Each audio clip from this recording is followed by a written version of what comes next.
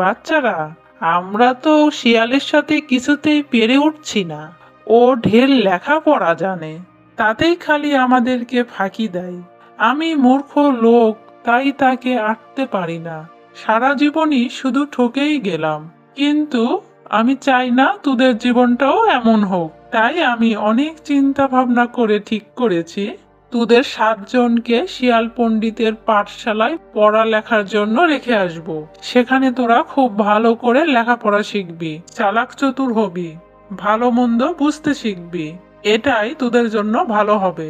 চল, কাল সকালে তোদের 7 জনকে শিয়াল পণ্ডিতের পাঠশালায় দিয়ে আসি।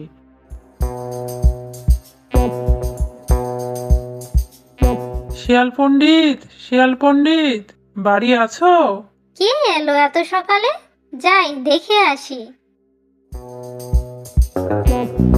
কি ভাই, কি মনে করে?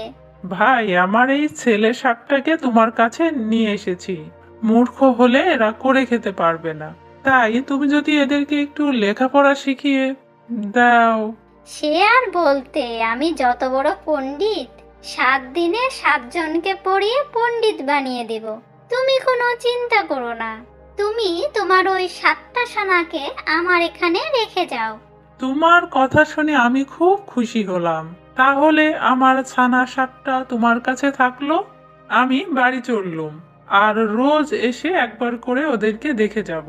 আজকে আমি একজনকে পড়াবো। দেখি, একজন আমার সাথে আসো। পড়ো তো বাবু। কানা খানা গানা ঘানা, কেমন লাগে টুনির ছানা? কানা খানা গানা ঘানা, কেমন লাগে কুমির ছানা? শিয়াল পণ্ডিত, শিয়াল পণ্ডিত, বাড়ি আছো? আমার ছানাগুলো কেমন লেখাপড়া করছে? কই, তাদেরকে ডাকো, একবার দেখা করে যায়।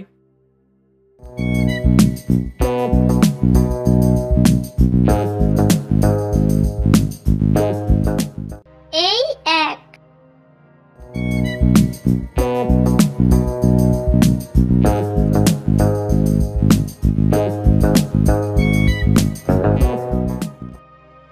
এই দুই।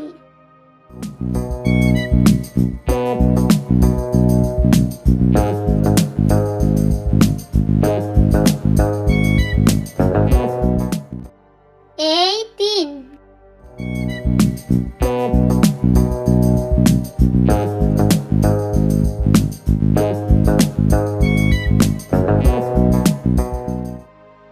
এই চার।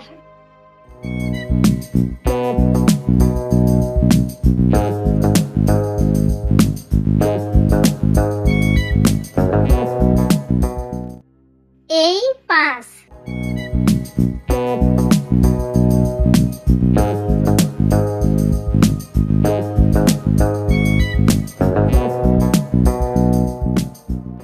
এই ছয়।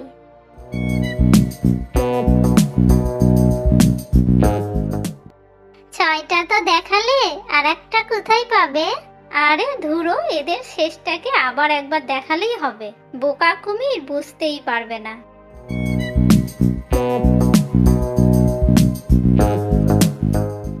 এই হলো তোমার 7। বাহ বাহ, আমার 7টা ছানাই বেশ ভালো আছে। যাই, আমি বাড়ি যাই, কাল আবার আসবো। আজকে আমি আরেকজনকে পড়াবো। দেখি তো বাবু, আজকে আরেকজন আসো। পড়ো তো বাবু। কানা খানা গানা ঘানা, কেমন লাগে কুমির ছানা? কানা খানা গানা ঘানা, কেমন লাগে কুমির ছানা? শিয়াল পণ্ডিত, শিয়াল পণ্ডিত, বাড়ি আছো? আমার ছানাগুলো কেমন লেখাপড়া করছে? কই, তাদেরকে ডাকো, একবার দেখা করে যায়।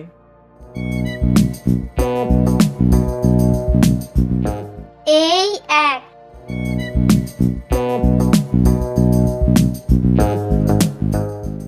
এই দুই।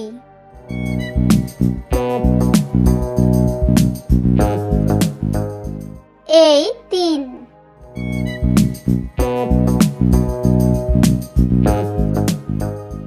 এই চার।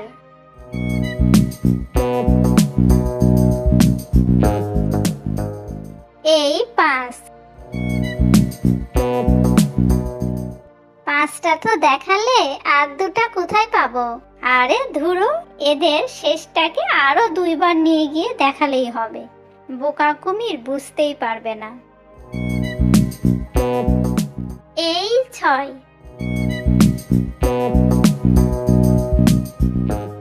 এই হলো তোমার 7। বাহ বাহ, আমার 7টা ছানাই খুব ভালো আছে দেখছি। যাই, আমি বাড়ি যাই, কাল আবার আসবো।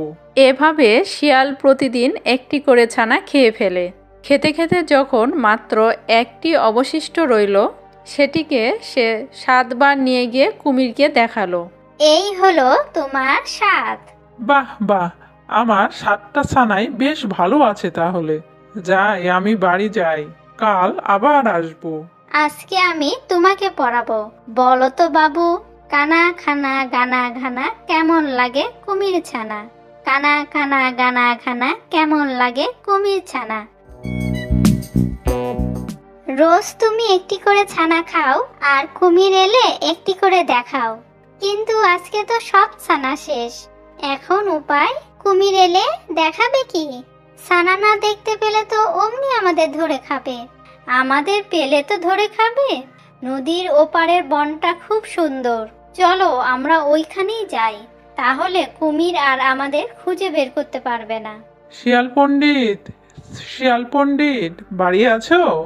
শিয়াল পণ্ডিত, ও শিয়াল পণ্ডিত, কি ব্যাপার? কেউ কথার কোনো উত্তর দিচ্ছে না। যাই, গর্তের ভিতরে গিয়ে দেখি।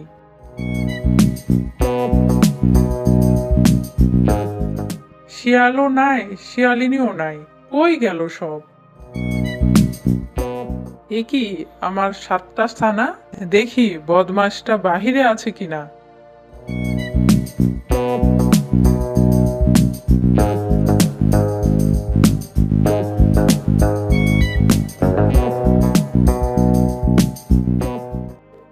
ওই যে শিয়াল আর শিয়ালিনী সাঁতরে নদী পার হচ্ছে।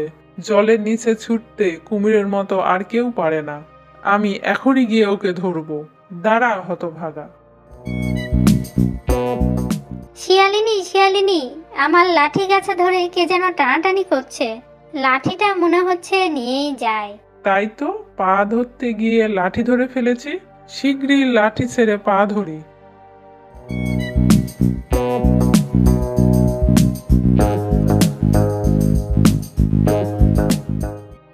শিয়ালকে কোথায় না খুঁজে বেড়াচ্ছি, কিন্তু সে বড্ড চালাক, তাই তাকে ধরতেই পারছি না। যাক, অবশেষে ওই হতচ্ছাড়াদের পাওয়া গেল। কিন্তু আমাকে দেখলেই তো ওরা দৌড়ে পালাবে। আমাকে বড় নতুন একটা ফন্দি আঁকতে হবে। কাল আমি ওখানে গিয়ে হাত পা ছড়িয়ে মরার মতো পড়ে থাকবো। তখন মরে গেছি ভেবে ওরা আমাকে খেতে আসবে, আর কাছে আসলে ও বাটাকে আমি ধরে ফেলবো। মরে গেছে, চলো খাই গিয়ে। দেখি একটু টেস্ট করে। না, এটা দেখছি বড্ড বেশি মরে গেছে। এত বেশি মরাটা আমরা খাই না। যেগুলো একটু নড়াচড়া করে আমরা সেগুলোই খাই।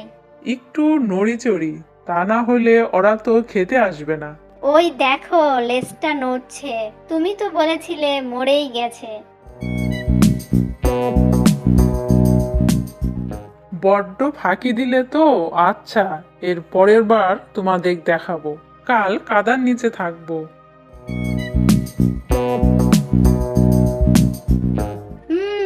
মনে হচ্ছে ওখানে কুমির আছে।